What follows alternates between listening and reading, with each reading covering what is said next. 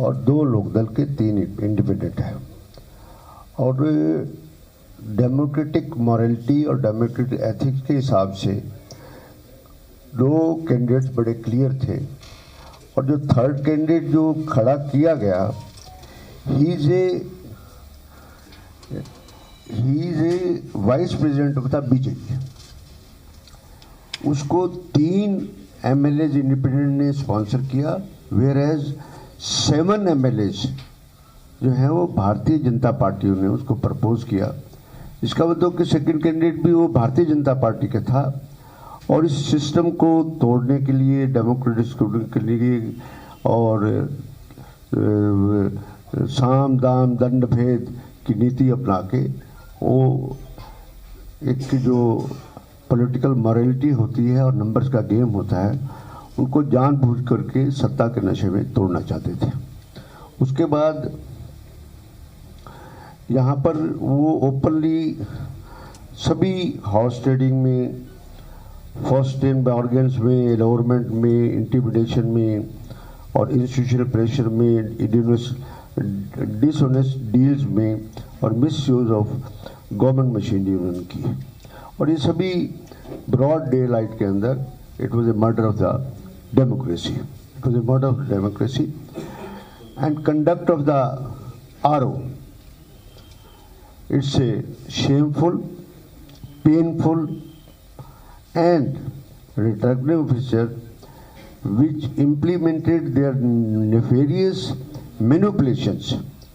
Cancel की गई, ये पुल एजेंट थे, उसकी बात अरोड़ा साहब बता देंगे। उससे काउंटिंग एजेंट थे, अरोड़ा साहब बता देंगे। उससे पहले डॉक्टर काजान कुछ कहना है। थैंक यू हुड्डा साहब, सभी साथियों, दोस्तों। मैं आप खुद जो मैं पॉइंट करूंगा, उठाऊंगा, आप खुद फैसला लेना कि जहां जो डेमोक्रेसी में सदन में विपक्ष की जब आवाज़ दबाई जाती है तो वहाँ डेमोक्रेसी का मोकरी बन जाता है। मीनिंग देयर बाई आप इस बात का, क्योंकि स्पीकर साहब जो है मातृशोक से गुजर रहे हैं, मैं ज़्यादा तीखी बात नहीं कहूँगा, लेकिन जनहित में विपक्ष के नेता ने मेरी जिम्मेवारी लगाई है 2 मिनट बोलने के लिए। 4 पॉइंट ऐसे हैं जहाँ विपक्ष की आवाज़ दबाई गई। नंबर 1, विपक्ष के नेता ने आवाज़ उठाई कि आपने जो बजट स्पीच थी उसमें कहीं SYL का जिक्र नहीं था। और SYL एक लाइफलाइन है किसान की, प्रदेश की। उस पर डिस्कशन की मांग की थी कि भाई इस पर डिस्कशन हो और जिस ढंग से अगर ये 90 MLA, 15 MP, 105 आदमी राष्ट्रपति से मिले, प्रधानमंत्री से मिले, अगर वो वहाँ कोई इलाज नहीं है तो उसको कंटेम्प्ट डालना चाहिए। जब 2016 में ये फैसला हुआ, 10 साल जिस फैसले को हो गए उस पर कंटेम्प्ट ऑफ डिस्कशन की, उस पर डिस्कशन अलाउ नहीं किया। दूसरा, मैंने बात उठाई थी धन शक्ति और राज शक्ति का इस्तेमाल हुआ। वहाँ पर MLAs की प्रेस्टीज और डिग्निटी पर सवाल उठे। He is the custodian of the house. जब MLAs की डिग्निटी पर सवाल उठ गए तो सदन की गरिमा पर ही सवाल उठे। तो वो सदन से जुड़ा हुआ मामला था, वो इस बात से कि भाई इस चुनाव का सदन की से कोई लेना देना नहीं, उस पर वो रिजेक्ट कर दिया। तीसरा मैं बताऊंगा डेमोक्रेसी के इतिहास में, हरियाणा के इतिहास में आप उठाना, 84 में एक बहुत मैंडेटरी राइट है, सेक्शन 84, एक हथियार है हर MLA के पास कि वो कोई जनहित का मुद्दा उस नोटिस के तहत डिस्कस करवा सकता है उसमें। और जिस ढंग से मतलब पूरे हरियाणा बना जब से, मैं भी स्पीकर रहा, अरोड़ा साहब भी रहे, किसी स्पीकर के या किसी विधानसभा में 84 का नोटिस जो है उसके ऊपर ना डिस्कशन करवाया हो, पहली बार ऐसा हुआ है। तो 2 मुद्दे थे मेरे इसमें, हमारे जो साथियों के। पहला मुद्दा था किस वजह से, क्या कारण है, क्या स्टेटस है, क्योंकि आज पूरा देश में जो गृहिणी है उसके माइंड में एक पैनिक है, शॉर्टेज ऑफ गैस और इंक्रीजिंग प्राइसेस। तो स्टेट ने अपनी सिचुएशन बतानी थी इस पर कि भाई पैनिक ही नहीं है और इसमें ये हमारी स्टेटस है, ये हमारा मतलब हमारी सेंट्रल गवर्नमेंट की इंस्ट्रक्शन भी आई हैं, उनका बताना चाहिए था पाइपलाइन बिछेंगे क्या नहीं बिछेगा। तो उस मुद्दे पर जो है रिजेक्ट कर दिया, वो बताया भी नहीं। अब ये नोटिस, वो हमारे पूछने पर भी 2 नोटिस दिए थे, जब बताया वो रिजेक्ट कर दिए, वो क्योंकि वो केंद्र से जुड़े हुए थे। केंद्र से जुड़े हुए मुद्दों पर पहले भी चर्चा हुई है। खुद पिछले सेशन में खट्टर सरकार ने रिजोल्यूशन पास किया था SYL पर, आज वो मुद्दा सेंट्रल गवर्नमेंट का हो गया। तो चौथा जो पॉइंट पे जिस पर आवाज़ दबाई गई, 84 में हमने एक नोटिस दिया कि आज हरियाणा का किसान बड़े भयभीत स्थिति में, क्योंकि वो अमेरिकन डील के ऊपर, उसके व्यापार के ऊपर, उसके खोलने पर, उसके रेट्स पे, टैक्स पे, वो एक भयभीत स्थिति में है और डील जो है वो डिस्ट्रॉय करेगी किसान और किसानी को। इस बात पर हमारा नोटिस था कि आज किसान बांट दे जाए कि भाई, जबकि एक ही बिल्डिंग है, 2 हाउसेज है। पंजाब के हाउस में इसके ऊपर 4 घंटे डिस्कशन चला, रिजोल्यूशन पास करके डाला जाए। गैस के ऊपर डिस्कशन हुआ, उन्होंने प्रदर्शन करा रूलिंग पार्टी उस पर। तो यहाँ हमारा डिस्कशन नहीं हुआ इन दोनों नोटिस पर। इसका मतलब 4 ऐसे मुद्दे थे प्रदेश के जिनके ऊपर डिस्कशन अलाउ नहीं हुआ। तो इसकी आप खुद फैसला करें कि भाई जो है स्पीकर साहब का। ठीक, अब अरोड़ा साहब से मैं करूँगा रिक्वेस्ट कि भाई काउंटिंग में क्या हुआ, कैसे हमारी कैंसिल करी, क्योंकि ये काउंटिंग एजेंट थे, बताएं।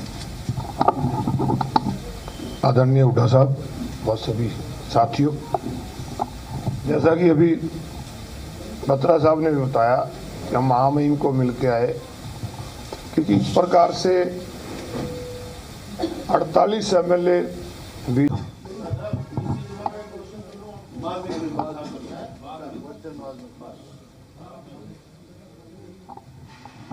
ये जो बत्रा साहब ने कहा ये एक घोटाला है और ऐसे कई घोटाले हैं। धान का घोटाला तो अभी आ ही रहा है, इसी तरह आलू का घोटाला हो रहा है। आलू 50 पैसे किलो बिका है, अब भावांतर के उसमें किसके जा रहा है, कितने को दिया, उसमें भी इसी प्रकार के घोटाले चल रहे हैं। एक के बाद एक घोटाला हो रहा है। घोटालों की तो कोई कमी नहीं सरकार में, लेकिन जहाँ तक बजट का सवाल है, काफ़ी डिस्कशन हुआ। मुख्यमंत्री जी 3 घंटे तक बजट पढ़ा और 2.5 घंटे जवाब दिया। लेकिन बजट में है क्या, असलियत क्या है? असलियत ये है कि हरियाणा को कर्जे में डुबाने का काम किया आज, और कैपिटल एक्सपेंडिचर के लिए कुल 21,000 करोड़। इसका मतलब ना तो कोई मेडिकल कॉलेज बना सकते जो कह रहे हैं हर जिले में बनाएंगे, ना कोई और चीज़ कर सकते, कोई IMT नहीं डेवलप कर सकते। सवाल इस बात का है, आज बताना चाहिए था इनको, 11 साल हो गए हरियाणा में एक मेट्रो का नया पुल नहीं लगा, 1 इंच रेलवे लाइन नहीं बनी, एक कोई बड़ा इंस्टीट्यूशन नहीं आया, 1 यूनिट बिजली की पैदा नहीं करी। फिर कहाँ गया? 76,000 करोड़ रुपया कर्जा ले रहे और 65,000 के करीब उसमें ब्याज और मूल चुका रहे हैं। 10,000 यहाँ बचा, एस्केलेटेड है। 21,000 करोड़ भी एस्केलेटेड है हर बार ही। आप पूरे, मेरे पास तो ईयर वाइज रिकॉर्ड है, लेकिन अभी लंबी कहानी बनेगी। हर बारी एस्केलेटेड दिया है, 5-6 से 10,000 करोड़ कमी रेवेन्यू और वो होता है कैपिटल एक्सपेंडिचर। तो कहाँ है पैसा इनके पास जो इतनी बड़ी बातें कर रहे हैं? जो इनका संकल्प पत्र है, एक भी इन्होंने पूरा नहीं किया। मेरे पास वो भी है, और जैसा कर्जे में डुबाने का काम कैसे किया इन्होंने, दो तीन बात जरूर आपके इसमें लाऊंगा।